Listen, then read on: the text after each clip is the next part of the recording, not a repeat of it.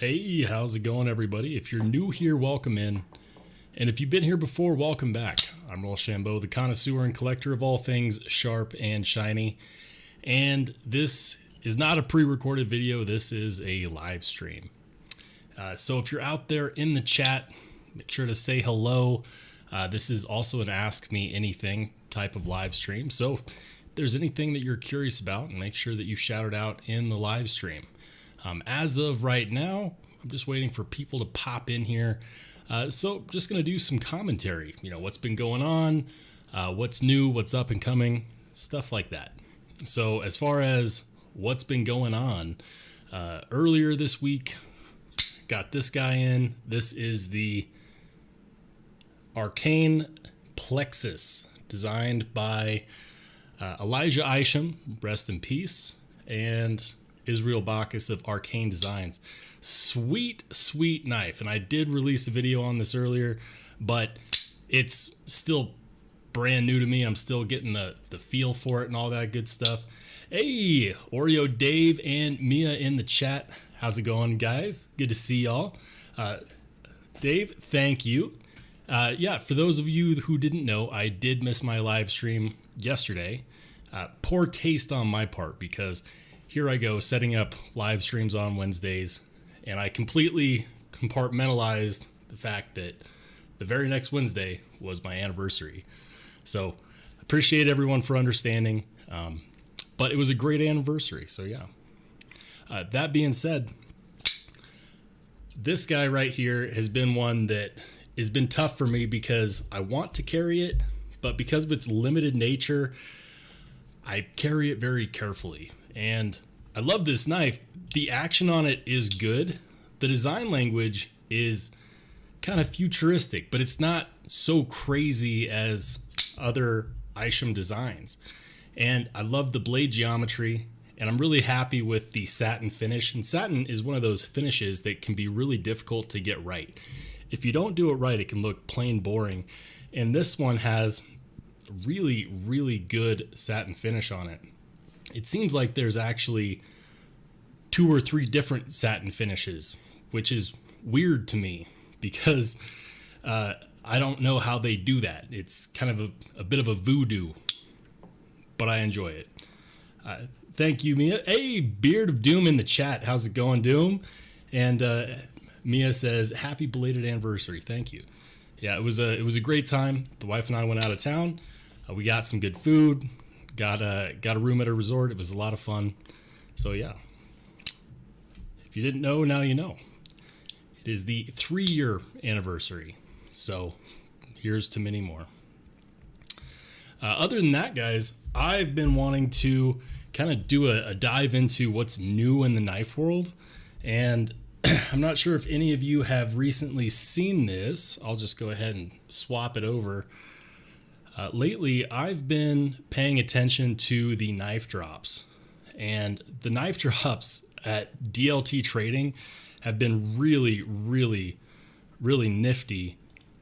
I can't believe it's taken me so long to get on board with these. Hey, Mike Reese in the chat. How's it going, Mike?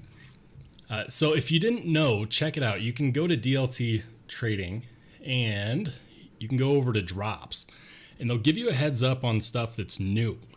And so I've been kind of keeping my eye on this because there's some cool stuff in here. First and foremost, I'm not sure about fixed blades. I'm not really very big into fixed blades. I do have a few.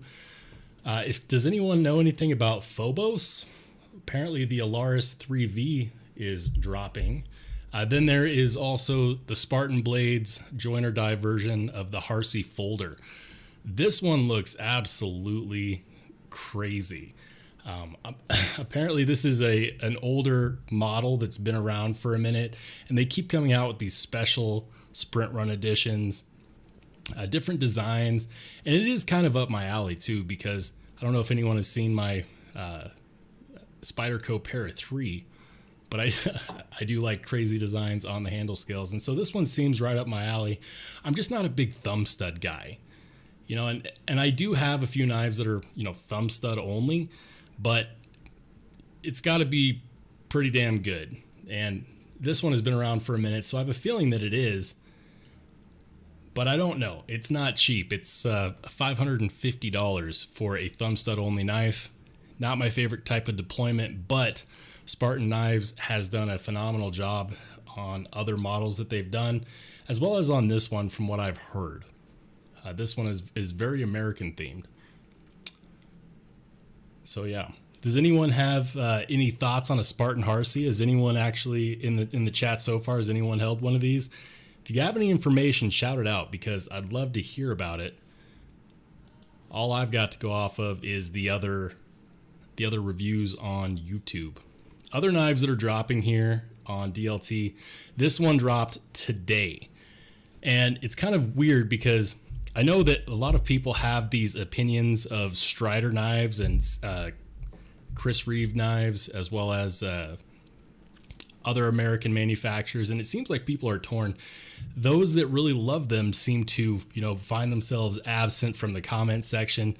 And so I've been seeing a lot of hate recently for makers like Greg Medford and Strider.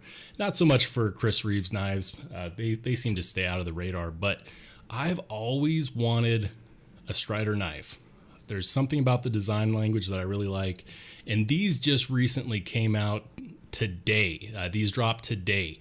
The last time they were available was, I believe, 2 years ago. Maybe they had a drop in between now and then. Maybe they do like a yearly thing.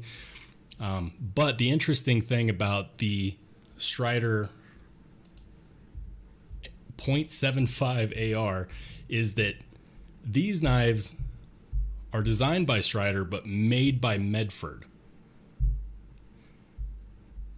And I just think that's really, really crazy, because some people, when these originally came out and it became known that they were made by Medford, some people were upset. They were not happy. And I don't really know why, because Medford did a phenomenal job on their Praetorian and their Slim Midi. And maybe it's just because Greg Medford's one of those guys that is just not very agreeable. He's a bit of an ass. But you can like a knife and dislike the person. It's completely possible. I'm going to catch up on the chat here. Mike says, not my favorite type of price either. No, they're not cheap. They are not cheap. Not in the slightest. $595. Oof. But it does make me wonder. These always tend to sell out, and they're always limited. So there's got to be something about the design that makes people decide that it's worth that. And so I'm really interested to see if we can figure out why. Hey, Marcos in the chat. Beard of Doom says, ugly, not appealing at all to me.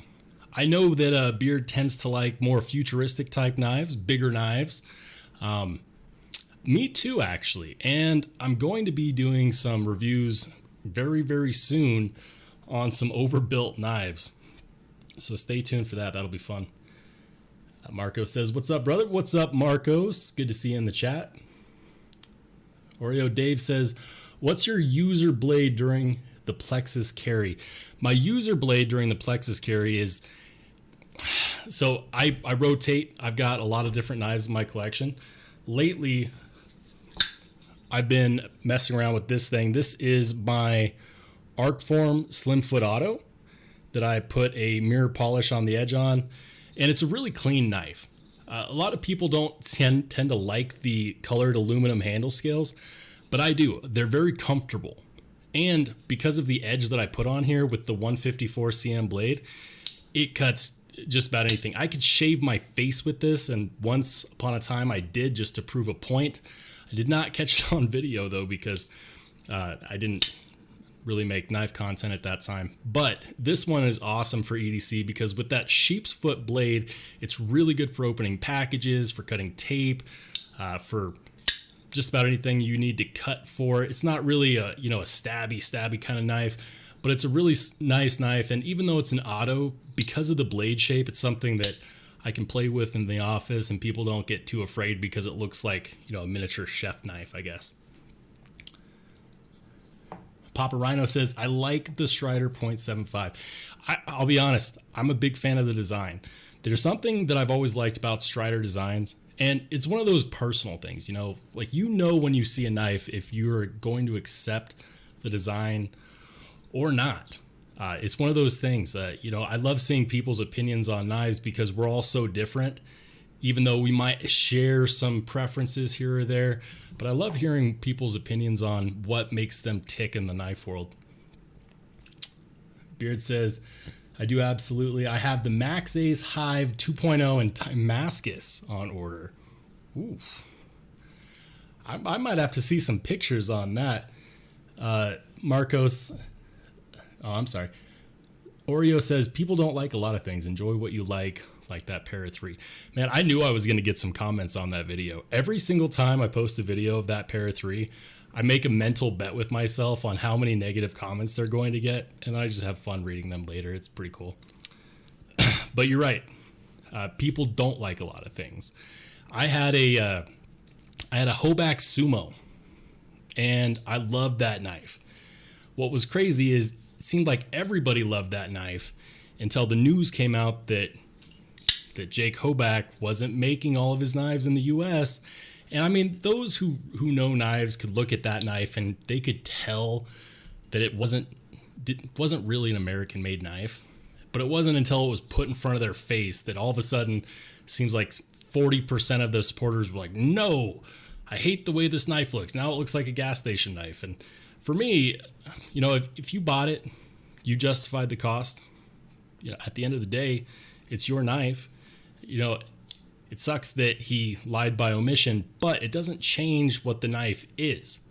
And the Hoback Sumo was one of those knives that I released a video on it early in the life of this channel, and it got like no views. I think the video is still up. If you ever want to check that out, go ahead and check it out. But all of a sudden I put it up for sale to make room for other knives, and I had like 1 million offers on Knife Swap all at once. Everybody all of a sudden wanted the knife. So I know that the quality of the knife didn't go down, even though the quality of the person was in question. Mia says, the modded Para 3 looks great. I love that modded Para 3. And for those who might be watching the stream later, the Para 3 that's in question is this guy with the powder-coated purple titanium hardware. It's got the 5x5 Combat Solutions pickpocket, these crazy Flightanium scales that have been engraved with the Kraken and the ship, and I love it. The action, in my opinion, was improved by adding on the hardware, and I also did a polished edge, and this knife cuts like a laser beam. It's great because of the size. It's fit easy in and out of the pocket. It's something that whenever I have a conversation with someone who's not a knife person, I always show them this knife because it's not so serious that it scares them away like, whoa. It's one of those knives that they look at it and it's a conversation starter, and I love that. There's a guy in my office that I work with nowadays who he used to carry knives all the time, but he would only carry the cheap gas station $15, $20 knives. And then I gave him a more premium, or at least a better quality knife. I gave him a Artisan Cutlery Corsair. Cool knife, good steel, good materials, S35VN carbon fiber and titanium. And now all of a sudden he's got like 5 Spydercos and 4 fixed blades, and it's crazy. And it all started with me showing him this knife. And now we have something fun to talk about when we're in the office. The rest of our coworkers think we're nuts, but got another knife guy in there. Last Ranger says, is this Wednesday? No, it's not. I will be doing my live streams every Wednesday. Today is the exception because I missed it yesterday. I was entangled in other matters. And yeah, he said, I thought you said Wednesday at 8 in the thumbnail. I'm going to keep that thumbnail because it's just what I'm going to boost the live streams off of. Today is the exception. Moving forward, unless there's a really good reason, all my live streams will be 8 p.m. Mountain Standard Time on Wednesdays. Mia says, that's how it starts. It is how it starts. I was actually prepared to talk about this. I've loved knives for a very long time, but everyone has that one knife that gets them going, gets them started going down the path of buying more and more and more knives. And the first knife that did that for me is this knife, which is it's a nothing knife. This is a Katsu reverse Tanto liner lock, terrible detent, and D2 blade steel with G10. It was a knife that I bought off Amazon when I had a $50 Amazon gift card that I had gotten for Christmas. And then I liked this knife so much that I decided that I was going to sharpen it and learn how to sharpen my knives. And so I got a sharpening kit. I got a mirror polished edge on there. I was shaving my arm, testing the blade. And then I realized that the action wasn't that good, because for a front flipper, the action just wasn't that good. It wasn't as snappy as I was seeing in the videos on YouTube. And so I started looking into it, learning about things like detent, all of that. And you can tell because I've got this long lanyard on here, and I love this lanyard. It's super simple lanyard. Got a crazy bead, skull bead, a little bit of Viking action. Terrible action on the knife though. It's not a very solid knife at all, but I keep it around because it's a reminder of what really got things kicked off for me. Marco says, that's why I just got to wait for the bell notifications. Yeah, I don't know if people are getting bell notifications or not. I have no idea if YouTube is pushing any of my stuff. I just throw it out there, throw up a notice that I'm going live in 20, 30 minutes. Call it good. Hope people show up, keep me company. Yes, entangled. Last Ranger says, I think Mattisfaction runs the same time on Wednesday. I didn't know that, but I might have to reach out to him since I know the three of us are all in the Apex pass around. Maybe we could collaborate on a live stream one of these days. That might work out well. Marco says, Mattisfaction starts 4:05 p.m. Pacific time. Oreo Dave in the chat says, Kershaw Shallot was my first knife 12 years ago. I've never seen that before. Let's go ahead and pop it up here on the screen. Give some context to anybody that might be watching this later. The Kershaw... Oh, and forgive me, I am typing with one hand, so it's pretty bad. The Kershaw Shallot.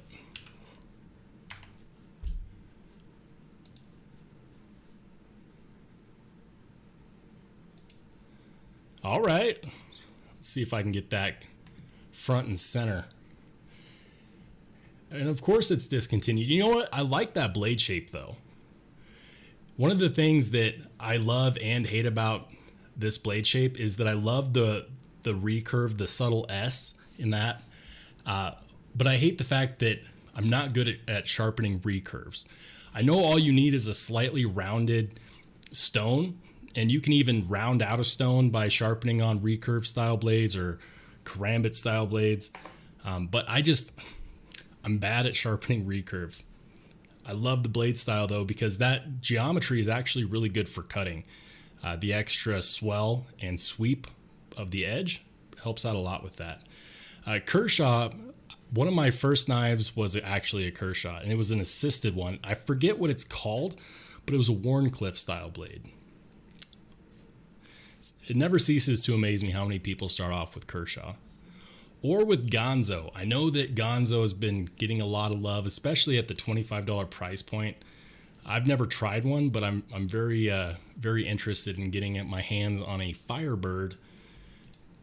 And speaking of more affordable knives, ones that I've been looking at have been the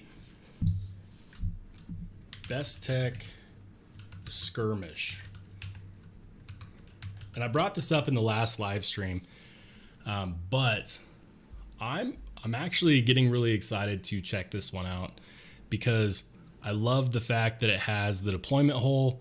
I love the fact that it has this aggressive Spanish tipped Wharncliffe style.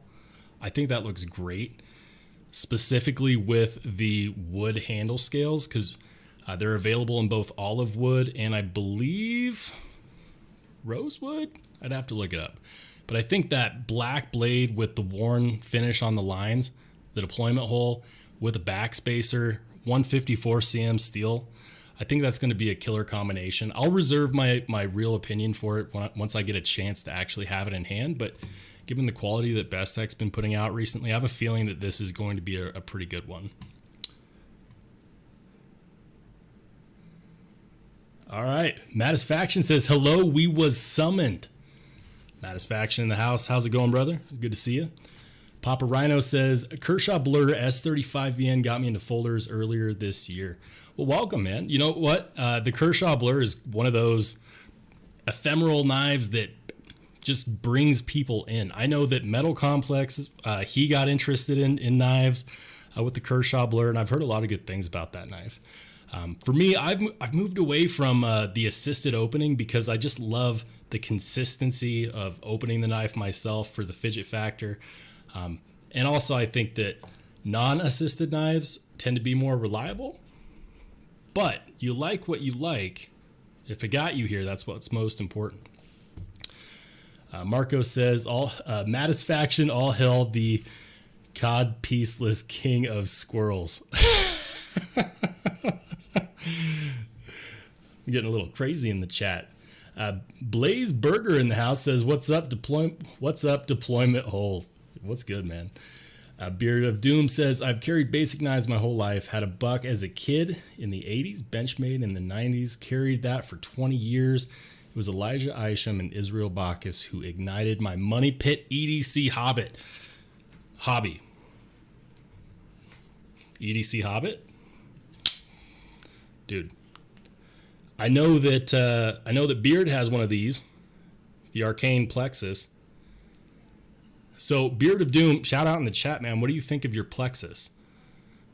I've got some opinions on this. I'm going to save most of them for the actual Brank video that I do on this. But I love that blade geometry. I really like the design. The only thing, and I just wish that this backspacer right here matched the shards on the scales. I wish that it had been the same color. I think that would have melded really well with it. The black works with everything, but that was my only real design gripe, is that I really wanted that to match the clip and the inlays. Blazeburger says, you could probably EDC a Hobbit. You probably could. One knife to rule them all.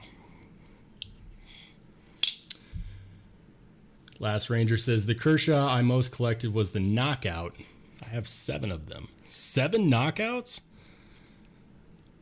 7? Last Ranger says, I also have the Plexus. Dude, I'm so glad I got in on this because they sold out in a matter of a day, and the more popular versions sold out within the first hour. I was at work. I took a bathroom break. I was like, guys, something's wrong with my stomach. Nothing was wrong with my stomach. But there I was in the bathroom getting in on the drop for the Plexus.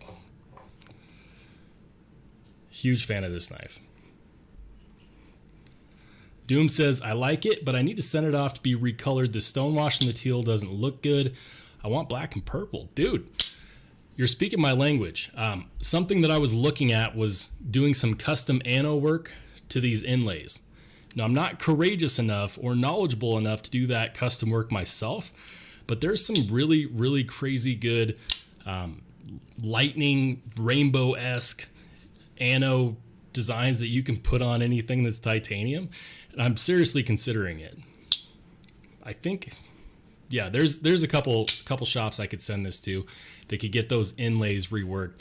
And if they do that, I might also have them do the backspacer too.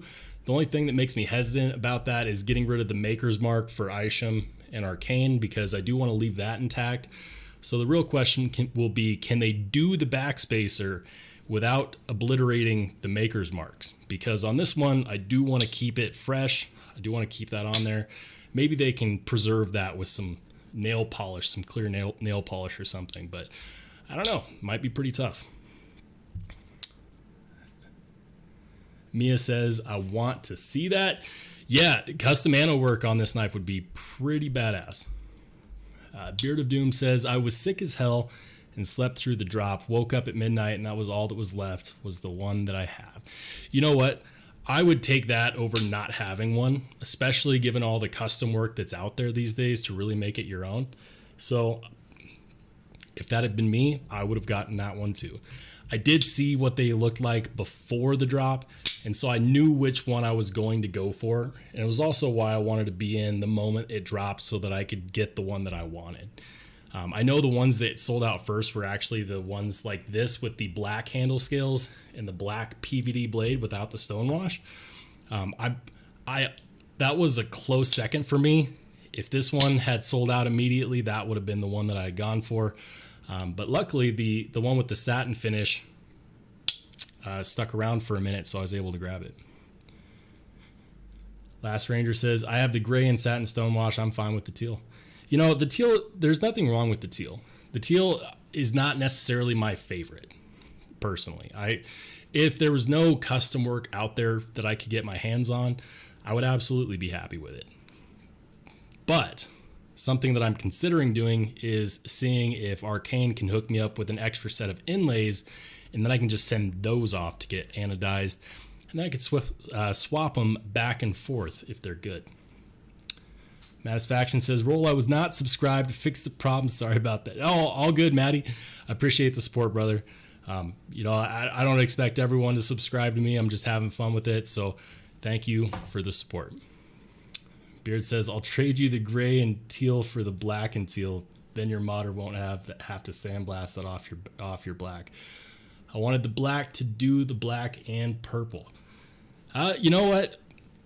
I don't think I'm willing to trade the inlays on this just yet. I think I'd rather get a second set. You might want to hit up Arcane, hit up Israel, see if he has an extra set of inlays. He might be able to fix that for you.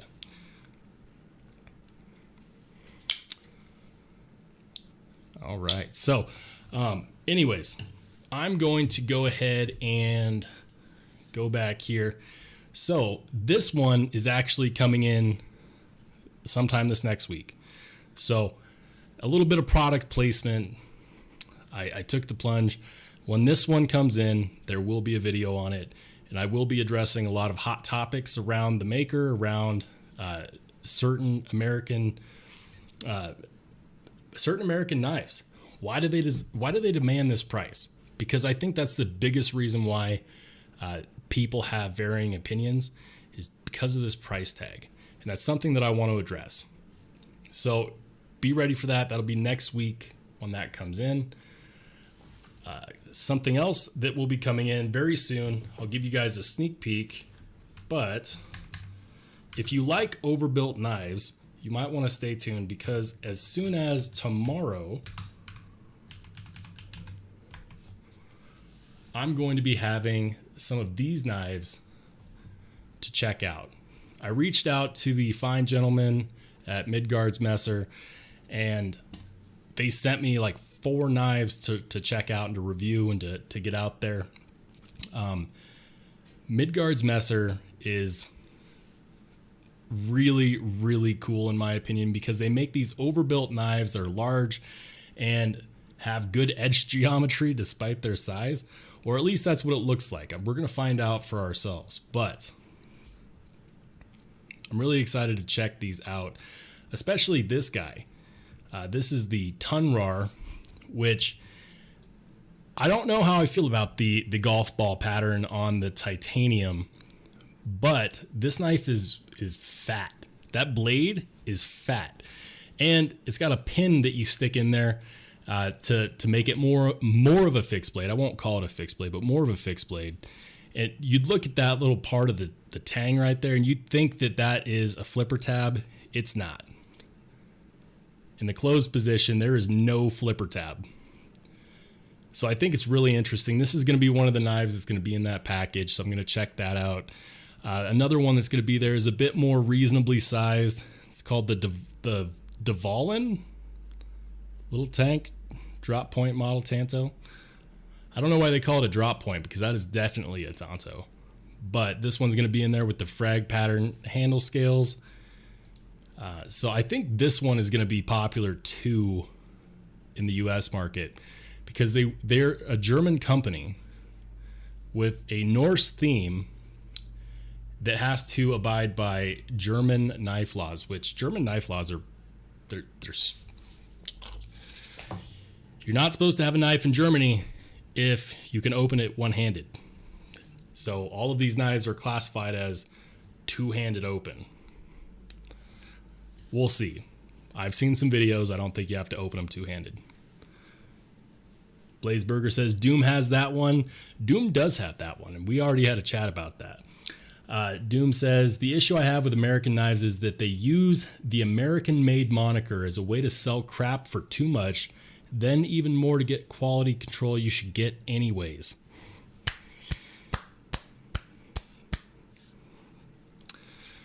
I agree. They absolutely do that. They juice the crap out of the made in the USA. I will say this, though. If I'm going to spend more on a knife than I should, I do feel better knowing that that money is staying in the U.S. economy, because I'm a part of the U.S. economy. Not because I think that things made in the U.S. are better than things made overseas in any other part of the world, because it's really up to the manufacturer for that. But I do like supporting the U.S. economy. That's definitely a plus for me. Doom says, I hate that Thunroar, hate it. Got mine, held it, went to return it, then decided just to keep it because I'm going to do some stupid videos with it. I'm looking forward to seeing that. By the way, if you guys didn't know, Doom has his own channel. You should definitely go ahead and check out his channel. Doom, feel free to plug it in the chat, brother. Also, make sure to follow Beard of Doom on Instagram. His Instagram keeps me very entertained throughout the day. So definitely check out Beard of Doom's channel. Blazeburger says, what if you only have one hand? Oh, man, you just, like a pirate, just tear that thing out. I'll let you in on a little secret, though. These are advertised as two-handed openers, but you can open them with one hand. Kind of like with the U.S. with short-barreled rifle rules, where you can't have a vertical foregrip. It has to be an angled foregrip. Otherwise, you have to register it as a short-barreled rifle. And a lot of manufacturers fix that by going to an angled foregrip. There's ways around it. They say that there's no other ways to open it other than the other hand. But I mean, if you have man hands, just hit that fuller. It'll flick open. Maddie says, Doom, give me the Thunrear. And Oreo Dave says, those knives look like they could row you back to shore on a Viking ship. Man, these are overbuilt knives. These are not going to be knives that are for everybody, but they are definitely, if you like a big chunk of metal with good cutting geometry, I have a feeling that this might be up your alley. The other one that I'm going to be checking out is this guy. I really like the look of this one. This is the Beowulf. Look at the belly on that blade. My Lord. Now on this one, it has a couple different ways to lock it in, because the theme with these bigger knives is that you can also make them more solid by adding a pin. This one also has a lock bar screw that allows you to keep that lock bar in place. If you're going to have a knife this big with a 1/4 inch thick spine, you should be able to do some dumb stuff with it, like shovel a trench or baton wood, all the things that us knife reviewers say, don't use your knife to do that. You should be able to use this knife to do that with. And that's pretty exciting, because we all know those things that we used our knives for that we weren't supposed to, like Phillips head screwdrivers or pry bars, what have you. You could probably use this one right here as a, stab it into a tree, stand on it. I don't know.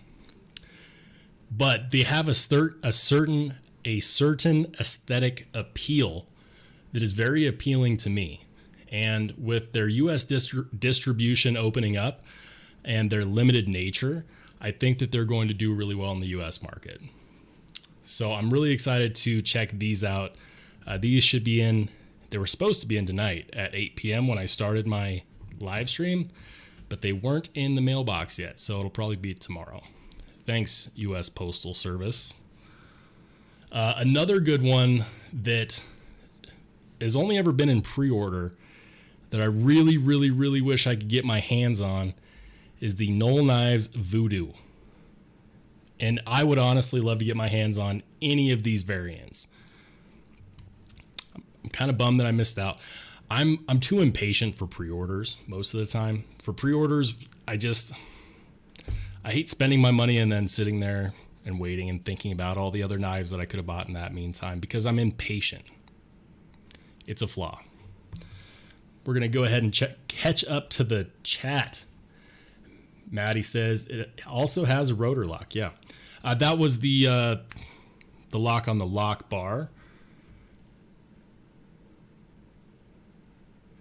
And Bearded Doom says, my biggest issue with midguards is the total lack of thought in the clips. They are too long and too high and totally throw off the hand feel of otherwise amazingly comfortable handles. You know, I totally see where you're coming from on that. With a knife that big in the hand, and I'm saying that without having held one yet, which is one of the reasons why I'm excited about it.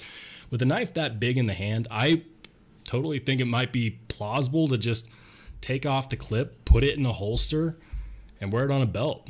I mean, nobody's going to be wearing those or putting those in their pockets with board shorts. You know, at least I wouldn't. I mean, I like it when my pants stay up. But on a holster, you know, Kydex could be a good thing to look into. Papa Rhino says, Last Ranger and Blaze got one. I'm assuming you mean for the Voodoo. So, Last Ranger, Blaze, if you feel like loaning out your Voodoo, let me know.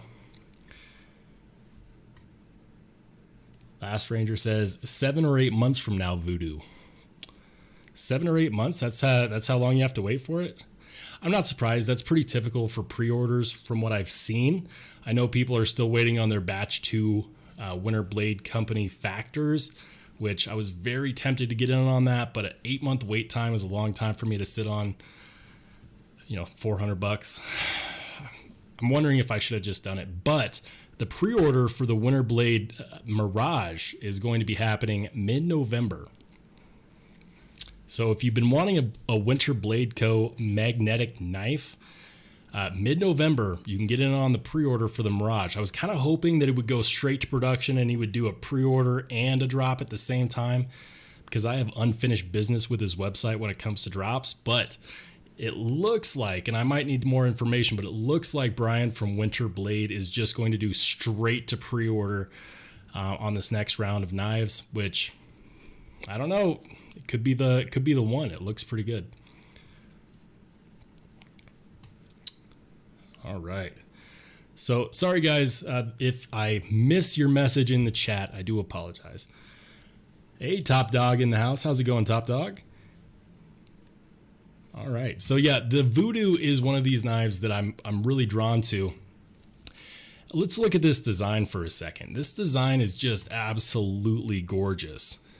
It's got a triangular style thumb stud, fuller cutout, deployment cutout. I don't know what to call that, but it's a harpoon style blade with the Spanish razor tip and a swedge that doesn't necessarily look like a traditional swedge, and kind of this Warncliffe style poon. It's a warpoon. I don't know, but it's beautiful. I'm not usually a big carbon fiber guy when it's the main part of the handle scale, but this is just gorgeous. This has got to be one of the most beautiful knives I've seen all year. So this one, for those who were able to get one, congratulations. For those who did not, condolences. But one thing we know for sure is that there will always be more cool knives. That's something that I have to remind myself of constantly is if you miss out on something, it's okay. Wait a few months, there will be something else that's pretty badass, I guarantee it. Like Men's Warehouse. Papa Rhino says, I wanted that natural micarta Voodoo. Beard of Doom says, wait, gonna make it glow now. All right. Mia, thanks for dropping by the chat. You have a good night. All right. Mattisfaction says, for $400, that knife does not call to me. I want interesting things now. Interesting. I personally think that this one is pretty interesting, but I do have somewhat of an eclectic taste. For example, my highly modified Spyderco Para 3. This is one of my favorite knives of all time. It's definitely not normal. Oreo Dave says, Halloween is coming. What's your must-watch traditional horror movie? Hellraiser 1 and 2 are mine.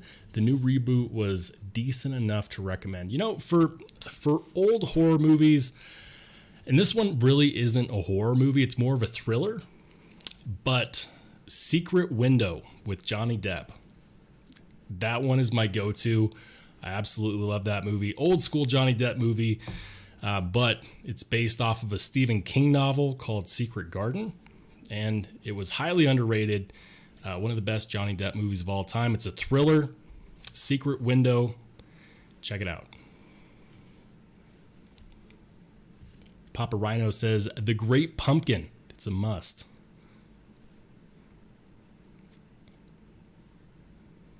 All right. So, the Voodoo, definitely one that I would hope to at some point get my hands on for a review. Another one that I wanted to talk about, and I had it pulled up here. I wanted to talk about this guy, especially since we were just talking about overpriced knives or knives that are less attractive because of their price. I am a huge Spyderco fan. I live in Denver, for crying out loud. Just down the street in Golden is the Spyderco headquarters. And yet, for some reason, despite the fact that I like the look of this design, it's made ugly to me immediately by that $300 price tag. Now, I know this one has M390 steel. It also has G10 handle scales and a liner lock. Liner locks are not my favorite, and Spyderco has the rights to the compression lock. The Spyderco Lum has been around for, I want to say, like 10 or 11 years. They could make this a compression lock, and they should. For one, the compression lock is a lot sturdier than a liner lock. It feels more premium. They've justified it on higher price knives in the past. It's more fidget friendly. It's more one hand open able. And if this knife was $189, I might feel differently about it. But this $300 price tag with a liner lock and G10 kind of makes me angry. You know, like I might be able to accept that if it was a frame lock with full titanium. And I know they did a full titanium version of this knife. But $300, and that's the advertised price. The MSRP is $430. Really? $430 for G10 and a liner lock? No. I love Spyderco, but that's like, you can't sell me on $300 saying that you took $140 off the price tag. You know, like, that's a bag of beans. Liner locks should remain in the max $150 range and less. Anything over $150, unless it's got some really, really incredible design cues after the fact. You can't sell me M390 for $300 with G10 and a liner lock. You just can't. Last Ranger says, I almost bought that, but seemed overpriced, so I passed. I agree. Absolutely. Maddie says, liner locks are amazing for people with huge hands, such as myself. Lock bar pressure is a real problem. You know how you fix that, though? Bolster locks. And I preach this in so many videos. Bolster locks give you the best of both worlds because you get the lock strength of a frame lock and the fidgetability of a liner lock because that bolster keeps you from putting too much pressure on it. A bolster lock on something like this would also be fantastic. Or a compression lock. They could have made this knife worth the price tag if they had just put a compression lock on it. It's basically the same idea as a liner lock, but it's better because it compresses that I'm losing my words, but it compresses that bar in the back. So, and it also makes it so that you can access it one-handed without having your hand in the travel path of the blade. Compression lock is what they should have put on here. You put a compression lock on this design, and I guarantee you they would have better luck selling it at this price point. Beard of Doom says 300 bics. Those things are being pumped out by the thousands and assembled by some pud making minimum wage. Fuck Spyderco, ugly as fuck and way overpriced. I love Spyderco, man. I just don't love this knife. Big Spyderco fan here. They do one of the best heat treats on their knives, whether it's a $20 knife or a $400 knife. They do pretty good fit and finish on their production for most of their manufacturing. The Golden USA manufacturing is pretty decent from my experience. The Taiwan manufacturing has been pretty dang good too. But it's just been my experience. All right. So Maddie says, agreed, bolster locks are good. Yeah, I'm a big fan of those. Hey, Vu fam in the house. How's it going, Vu? Anyways, I just wanted to do a little mini rant on this guy. The Spyderco Lum, cool looking knife. I can't do it at $289. That's not cool. Let's see what else is coming out though. New arrivals at Blade HQ. We've got some butterfly trainers that looks like they double as bottle openers. That's always cool. Some new Damn Designs knives. They got the Chimera. They got the Wraith. The Brahma. I almost pulled the trigger on a Brahma. Decent looking designs, reasonable prices. I'm going to be completely honest. I've had some chats and some interactions with the owner of Damn Designs that have left me deciding that despite the fact that I like the price and I like the look of the design, I just have a hard time buying a knife from him. But I can totally see why other people do. Apparently their action is pretty good, and you can get it with more premium materials, reasonable prices. And so I can't blame other people for wanting to check out these knives, but recent interactions with the fella has made me less than interested. What else do they got? The AKC Extreme Dandy. I know they do a cheaper out the front that's pretty popular. Looks like we got some fixed blades. What else? Ooh, the James brand Folsom. James brand knives always make me laugh because they're this strong American made, but they're not American made. I hear that some of them are very good, but the production on some of them is not. But they demand American made prices, even though they're not. If you like them, you like them. Can we take a moment to appreciate this real quick? This is the Station, what is that, Station 9? I don't know my Roman numerals. Tire Slasher Fixed Blade VG10. For those of you who have an X that you're mad at, this is the knife for you. It's only $65. The Tire Slasher. Look at that jimping.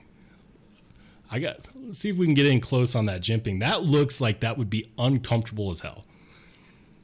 To put your thumb on, just like you must, to handle one of these things, you must really be mad at somebody. And I think they knew that when they named it the Tire Slasher. That's nuts. Kind of reminds me of the claw, like the raptor claw from Jurassic Park. Maddie says, dude, I could use a Tire Slasher. Drewby Tunes in the house. How's it going, Drewby? Beard says, you want a knife that is baller? The Max Ace Balance K for 49 bones is like, what the fuck, amazing. You know what? Let's go ahead and pull that up here. So Max Ace has been doing some really, really cool knives lately. The one that I've been wanting to check out is the Max Ace Black Mirror. But Max Ace. That was the Max Ace Balance K.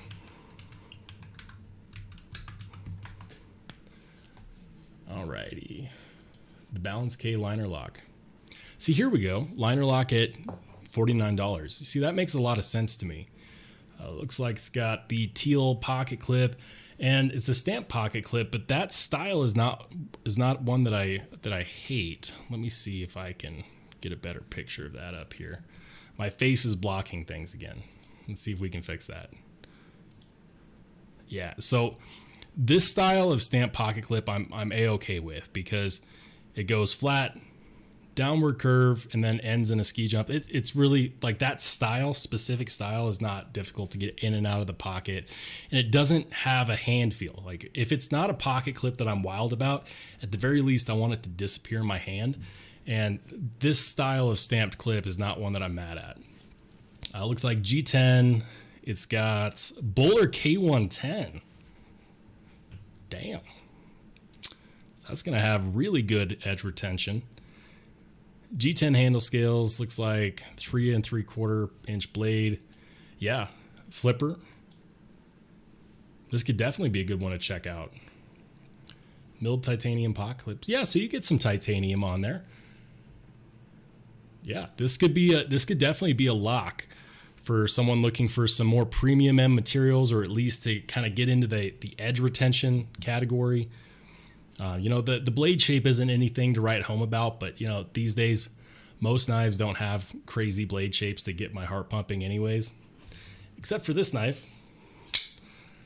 This compound grind Tanto. Let me tell you, the blade shape on here is actually what sold me.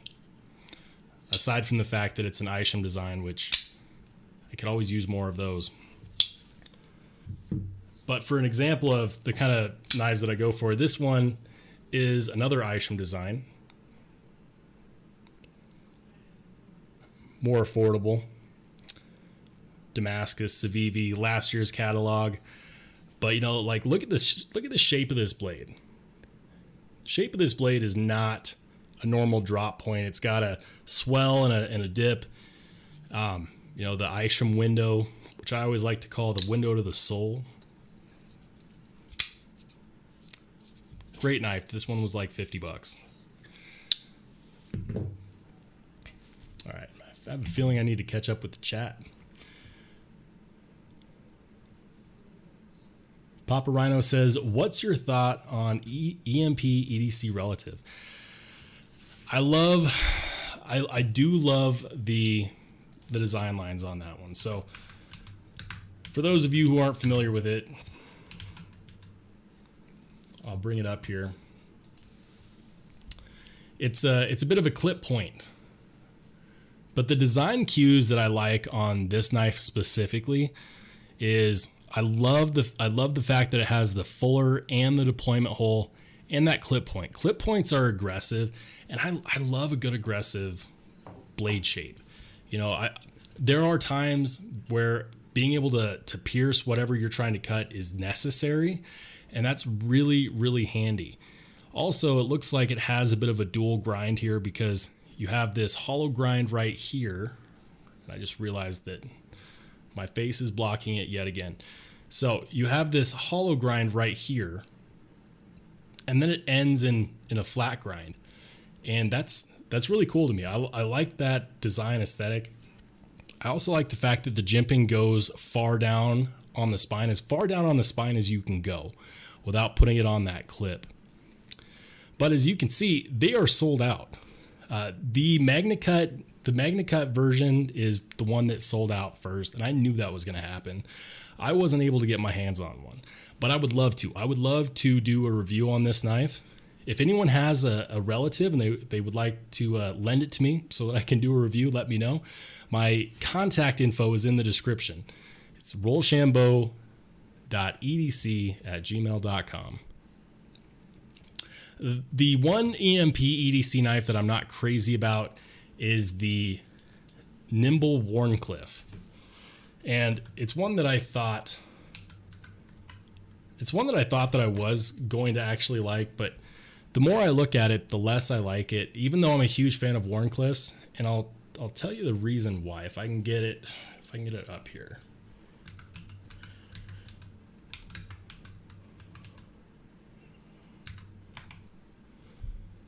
I'm not very good at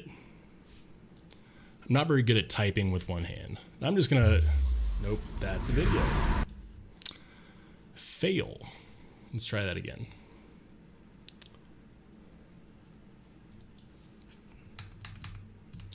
But the reason why I'm not a huge fan of the Nimble W is because the Wharncliffe is not as aggressive as I like. I like more of a harsh angle so that the tip of the Wharncliffe is aggressive, and this just seems kind of muted. I'm sure it's got great action.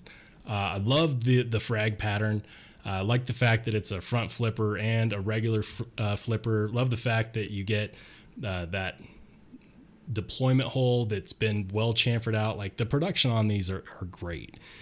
But the blade shape itself is not one that I'm wild about. When we look at those blade shapes right there, I would like every other blade shape in that lineup more than the blade shape of the Wharncliffe. And I know that's an unpopular opinion because the Nimble W is one that is very popular. All right. Just going to catch up to the chat here.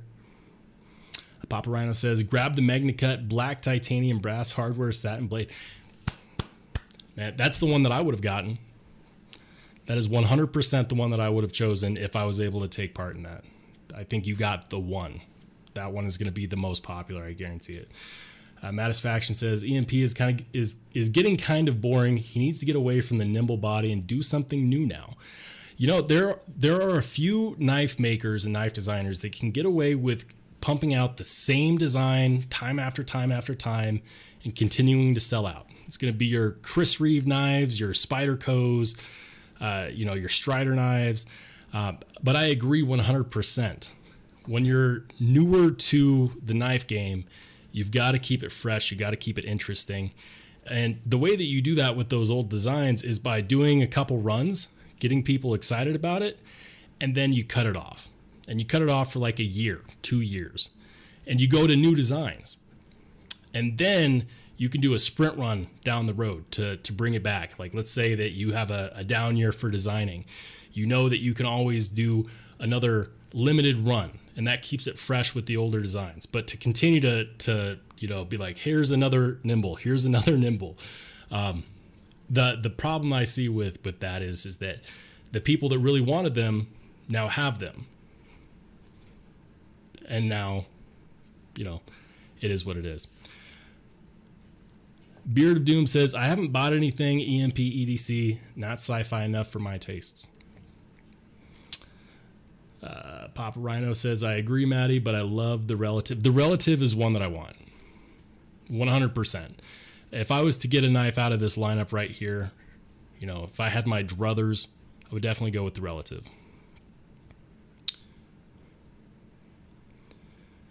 All right. And Beard says, the only EMP that speaks to me in any way is the Thick Boy. The Thick Boy is I believe, the original Wharncliffe style from them. Let's pull it up real quick. Let's see if we can find a Thick Boy on here for those who may not have seen one. Here we go. It's more of a chopper, but this one, it just has that look to it. I mean, there's the bolster lock that I love so much. The deployment on it's going to be pretty good, and you can get them in these crazy Timascus patterns, or maybe they call that Mokutsai. I'm not sure. I always get those mixed up. But this one is definitely going to be a bit of a finger chopper. I do like that. So, what else? So I did notice, I peruse knife websites every single day because I like to keep fresh. But in the last live we did, we mentioned the Sniper Blade Works LPC. I believe it was Yoda Dave who shouted this knife out. And I've been thinking about this knife a lot. I really like this knife. because of its weird design language, and that's mostly due to the handle shape itself. Sniper Blade Works is known for that because they also have this knife, which is the DMF, which is just absolutely ridiculous with that, almost 90-degree angle handle. But people that buy this knife love this knife. And so last week we talked about the LPC, and this week I just wanted to kind of dip in here because I saw these were available. The Sniper Blade Works DMF OD Green with G10 and titanium. And they also have that old school American style stamped titanium clip, or at least it looks stamped. The blade shape is a little abnormal, and the handle is definitely abnormal. But people tell me that the ergos on this knife are really, really good. Looks like we got Honey Bear in the chat. How's it going, Honey Bear? Yeah, Oreo Dave says, love unique looks. That's nice. I agree. I like having knives that stick out that aren't like every other knife out there because they fill a need to have something that's different, because there's only so many, drop point liner lock knives that I could have before I start feeling like it's just too redundant. Other knives that are new there, looks like they got a Heretic Manticore S, battle worn black with the Magna Cut recurve blade and purple. So if you're like me and you like purple, there you go. I like the fact that we're starting to see some OTS with Magna Cut too. What else do they got? Microtech Hera, single edge black. What else? Oh yeah, I heard that these are coming back to White Mountain Knives, the Riot Exo. The Riot Exo. I imagine that these will sell out almost immediately once they do come back to White Mountain Knives. But they're supposed to be getting a very, very large shipment of them. So maybe if you've been waiting on a Riot Exo, this might be your opportunity to get one, because it seems like they're just shipping a very large amount to White Mountain Knives, so they will be available soon. I'm really excited to see that. If I can, I will pick one up, even though everyone has already done a review on it yet. This is definitely one of those knives that fits that unique category, because it's a gravity knife and it doesn't look like other gravity knives. Premium materials. I don't know how useful a knife like this is in the scheme of an everyday carry, but the people that I know that have these really like them. And I kind of want to know what it's like. So I might buy one of these once they become available. At the moment, sold out on NC Blade. All right. Double D in the chat. Double D says, first time on the live show. Always enjoy the reviews and insight. Rock on. Hey, thanks, man. Definitely appreciate it. And welcome to the live. Every Wednesday, 8 p.m. Mountain Standard Time. Unless it's yesterday, which I missed yesterday, which is why I'm here tonight. So thank you for tuning in anyways. Beard says, my Exo is my most carried knife. I have a Lancelot leather custom belt slip, and it's on me every day. Only knife that is carried every day. That's a true EDC. If you carry it every single day, that is literally the definition. That was me and my Para 3 for literally a year. But I felt bad for my other knives because I've got other knives that I like to carry.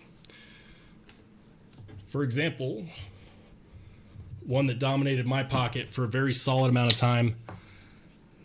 My current favorite Wharncliffe, which is my Grant Gripper. Love this knife. Now that I have two sets of pivot collars, I'm thinking about doing some custom anno work myself on the pivot collars. Originally, I thought these pivot collars were actual brass. They're not. They're titanium that was brass color anodized. This backspacer, on the other hand, is brass, which I like, but the problem is that brass is a softer metal, And so it went from being a mirror finish to not being a mirror finish very, very quickly because I carry this all the time. But when I know I said earlier that I like a more aggressive Wharncliffe tip, this is what I was talking about. I love the aggressive Wharncliffe tip on the Grant Gripper. Absolutely love it. All right, Dan B in the house. Dan B says, I also have the Lancelot slip for my EXO. Love it. If I end up getting an EXO, I've got to get one of those slips. I have seen it on Beard of Doom's Instagram, which we haven't done any Instagram dives yet. Let's go ahead and pull that up. Beard, we're going to put you on the spot, brother.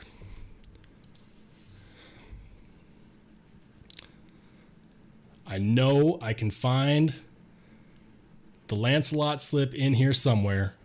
It's got to be in there. Where is the slip? Where's the slip, Doom? I may have already passed it up. Maybe not.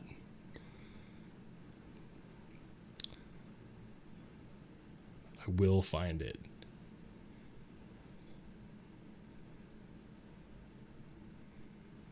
I might have to go ways back down here.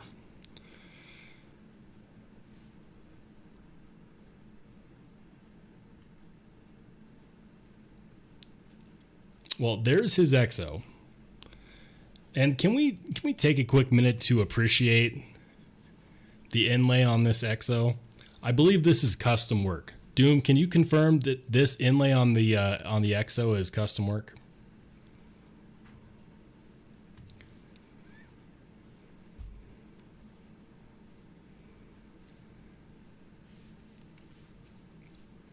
We'll wait to hear back from Doom on this one. Dan B says, I got the stamped black slip. It's wicked. I've seen the slips for these, and they are pretty damn cool. Oreo Dave says, Civivi Kiwi is my EDC in case I need to do a stealth cut without scaring people. You know, I just got over the fact that I was going to scare people. Everyone is always looking at me like a weirdo when I fidget with my knives in the office, but guess who they come to when they have a box or something that needs to be cut up, or they need a knife for something? All of a sudden, I'm the guy. Doom says, that was a Blade HQ exclusive. I have not seen this inlay anywhere else, but maybe I've just been living under a rock. That purple inlay is pretty badass. Double D says, I held out due to its size, but mail call today was the Kizer Sheepdog non-flipper. Highly impressed with the drop. You know, the Kizer Sheepdog is one of those models that is just so popular because of how well they did the fit and finish. I don't have one, but I have held a few. And whether you get one that's the non-flipper or the flipper or the mini or the XL, they're all great. The XL is a bit of a guillotine, but they're all cool and they're all fun to play with and to use. Kizer really knocked it out of the park with that one. Let's go ahead and I'm going to click on a random suggestion for me. Let's see people with the EDC in their name. Let's check out this one, Faraday EDC. 69 followers. That's the magic number. Watches, canisters, watches. The only knife picture. It's going to be a Swiss Army knife. Those, I think there could be a nuclear holocaust, and Swiss Army knives would be the last knives left on the planet. I guarantee it. Let's do another random dive. Let's check out Sam's EDC. Sam's EDC. Hey, there we go. Spyderco Para 3 S30V with the camo and an O-light. Nice. I've never been a huge fan of camo scales. Camo scales just don't do it for me, but I do think that they serve a purpose because if it's part of your kit and you're a hunter, it could help blend in with the rest because deer are really good at spotting that one shiny thing or the one thing that sticks out. So I can see why that camo could be useful for hunters. Let's find another one. I'm trying to see if I can find someone who just randomly has a ton of followers or just randomly good content. Hey, this one's a Null Knives Raiden. Another cool knife that came out.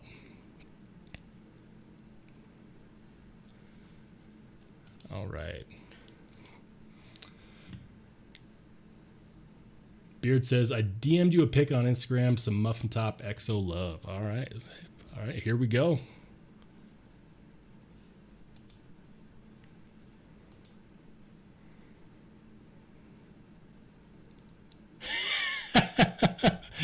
Hey, thanks for the shout out, man.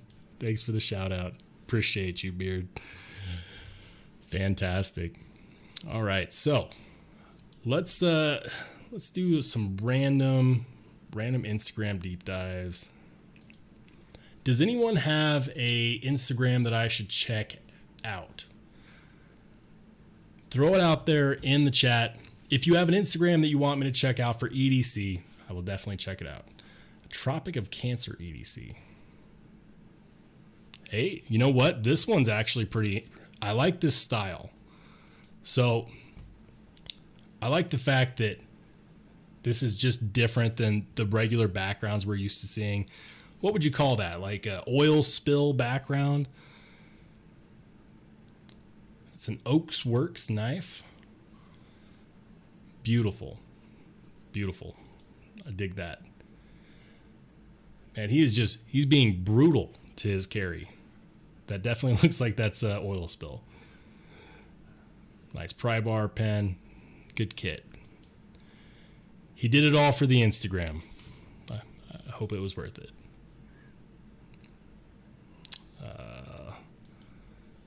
I'm seeing a theme here, kind of a gritty work / use your knife type theme. An f5.5. That's a cool picture.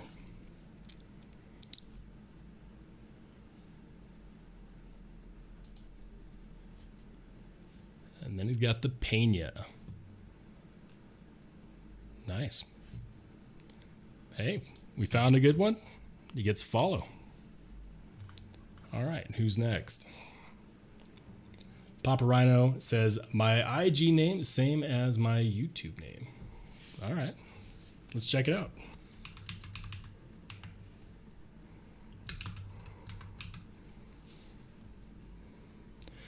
Now it looks like there's a couple, so I hope this is the right one.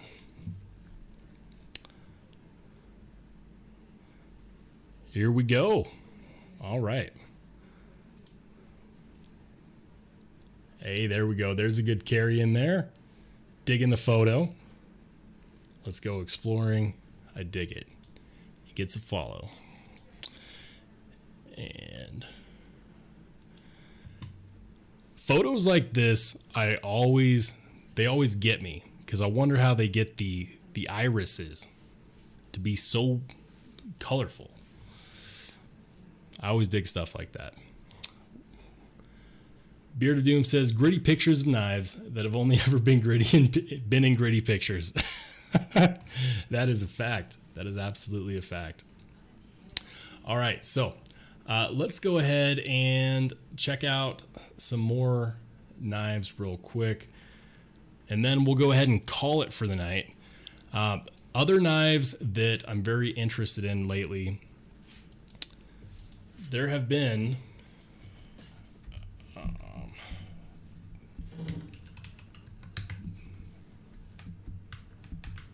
button lock, paramilitary too. So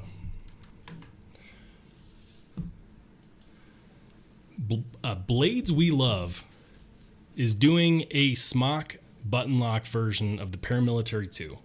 And I messaged them about this about a month ago to see if they had one that they would lend to me so I could do a video on this. But if you've always wanted the smock button lock,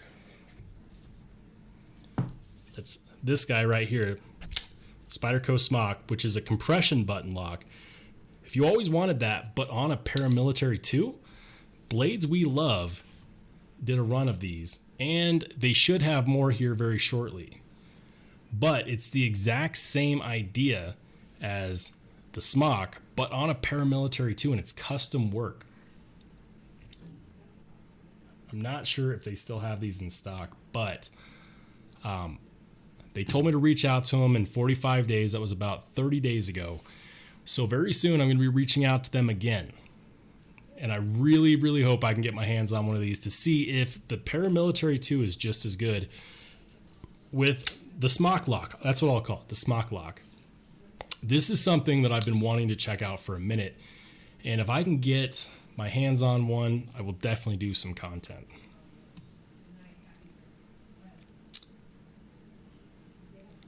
Go ahead and catch up to the chat. Fred Eschen says, regular knives are easy enough to lose. I don't want a camo knife. Yeah, man.